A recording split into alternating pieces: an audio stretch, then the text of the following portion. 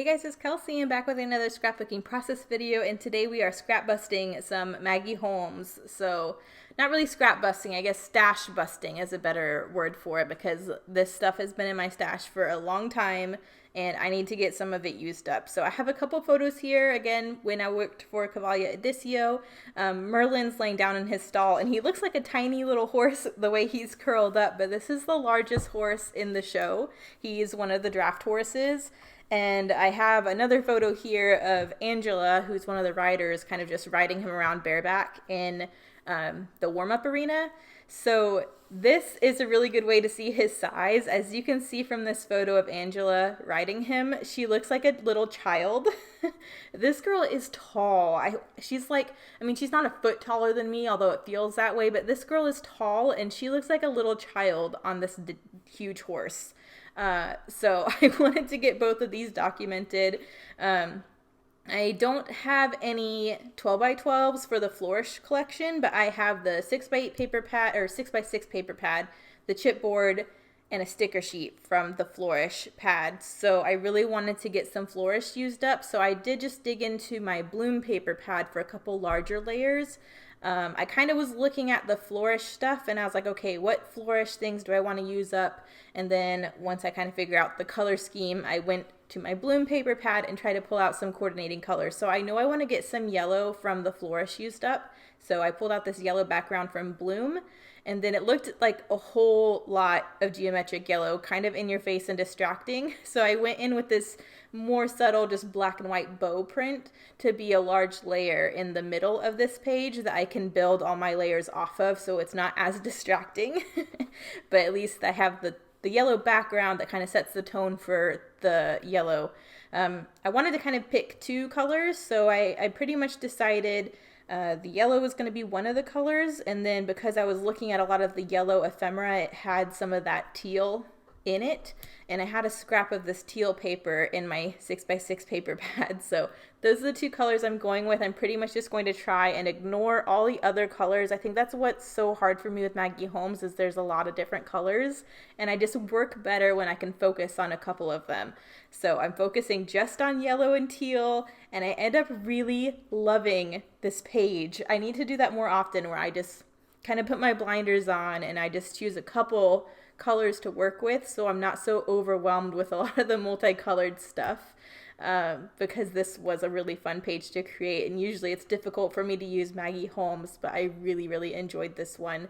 I am just trimming down this photo of Angela and Merlin because I decided to use that almost as a focal point of an embellishment cluster instead of a secondary photo because it's so small. So I just wanted to trim it down a little bit. There's a lot of blank space in that photo anyways, and then I'm going to map both of these photos on some white, and then I am going in and distressing everything in black, because there's black in the bow print, black in the teal print.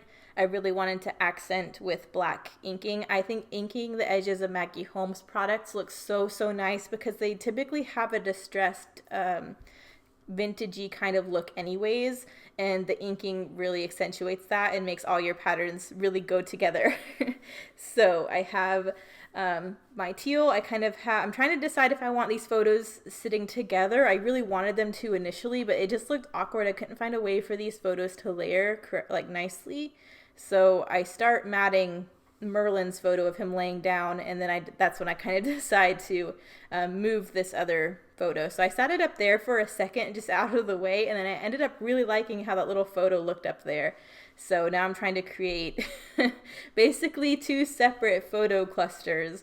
And again, because this is a 6x6 paper pad, I really had to figure out a way to mat this 6-inch photo with a 6-inch piece of paper. So what I ended up doing was finding another coordinating paper that was predominantly teal and yellow, which was this lemon print, and cutting a vertical strip just as an accent layer to go behind the photo.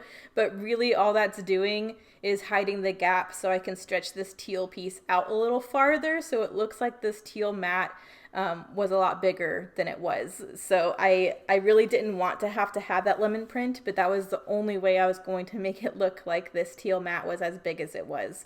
And I end up not liking this lemon print at all, but as I get more in with my layering and everything, it works really well. So I'm really happy with how it ends up. But because I have a teal layer down there, I really wanted to add a teal layer up here with the other photo. I'm really trying to mimic whatever I'm doing with one photo to the other so it's cohesive. And since they're kind of already on opposite corners of the page, that pretty much just balances my colors and my layers immediately, which is nice.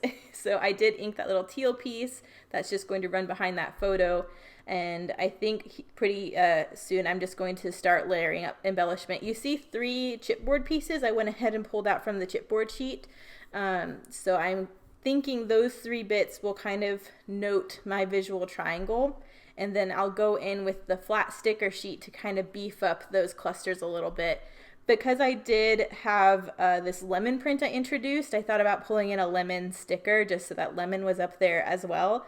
But once I start layering with my floral pieces, I really don't need the lemon, so I'll end up moving it. You really don't see that pattern paper is lemons by the end once I layer more, so I didn't feel like I needed to include a literal lemon up there when I really prefer to use the florals. But here are those 3 chipboard pieces. I'm deciding to put one to the lower left of my bigger photo, one in the upper right, and then one with my small photo. And then here you can see once I kind of started clustering up there, I really didn't need that lemon. So those are my 3 areas I'm going to embellish. So now I'm going through my sticker sheet. I'm pulling out anything that is yellow or this floral design, and even that yellow little heart. So I'm just trying to focus purely on color and get as much kind of clustered and cutesy as I can. So I'm adding 2 floral clusters up there with one of the smaller chipboard florals. I think that looks really cute. And I added a yellow ticket to each of the larger clusters down here by the big photo. And then I don't know if I've done it yet, but because I am pulling in some black details through the inking and a couple of these pattern papers, there are 3 black cameras that are also on the sticker sheet. So I thought it might be kind of cool if I got a little black camera in each of my embellishment clusters as well. So I'm still trying to figure out if I need to balance this lemon print, so you can see me kind of hemming and hawing about that. But I go back to this sticker sheet, and once I decide to pull in these little black cameras, it really helps fill out these clusters, which I love. So I'm just trying to figure out which camera I want in each little cluster.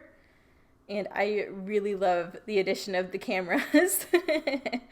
So got that down.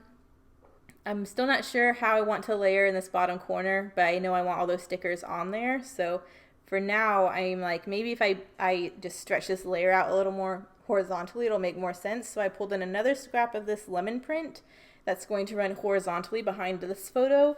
And I really love that because it kind of balances the lemon print I already used so it doesn't look out of place. And then it also kind of gives me more of a substantial anchor point to build this cluster off of. So now that lemon scrap is down, I'm adding back in all of these other stickers from the sticker sheet, and I just love all of these clusters. I think they're so cute.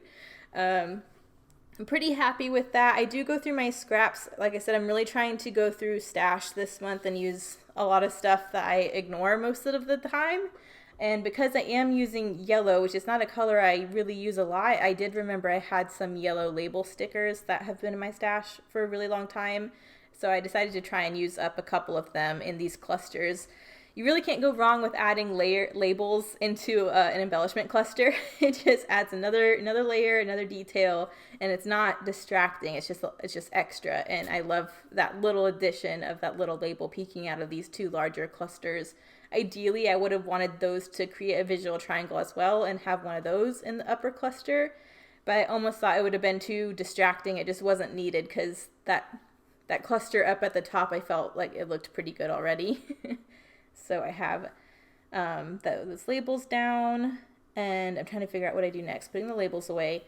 I want to do a little bit of journaling, and I still need to do my title for sure. I just can't remember what I do first, but I'm pretty happy with my layers and my embellishments, so I'm going to kind of clear off my desk. I think I'm going for my title next. I remembered I had these, I think they're called Sunshine or something. They're thickers, yellow thickers, and I thought that, hey, it's yellow, that's perfect. I had to think a minute for a title because a lot of the letters are dead. But I decided just to call it Wild Mix because I was able to spell them. I don't know if that makes sense, but to me, I'm going to explain kind of in the journaling how it's kind of a crazy mix that this massive horse and this little girl work together so well. Merlin is another one who's kind of a brat. Most of their horses are very, very sweet, but Lover and Merlin are two of the ones that are kind of more bratty. So I think it's kind of sweet how he's so big and powerful, and this little girl is on him bareback without a saddle, and they work so well together. So that's kind of how I'm going to make that title make sense in my head. I'm going to try and explain that through my journaling. All I'm saying is Merlin, and then in parentheses, the biggest horse makes Angela look like a little kid. And that's all I'm going to really say about that. I did add a little ampersand down here in the other cluster just so that title, that texture was elsewhere. And then I'm going in with some black Nuvo drops and doing 3 little mini Nuvo drop clusters in black in each of my 3 embellishment clusters, and that also helps accentuate that visual triangle. But that's pretty much it. I love this page so much, which is saying something because it's Maggie Holmes, and I do really have an issue, like problems creating with Maggie Holmes, even though I keep buying the products. And I love how this one turned out. So yellow and the teal, I love it. Here are the close-ups. Thank you guys so much for watching, and I'll see you in the next one. Bye.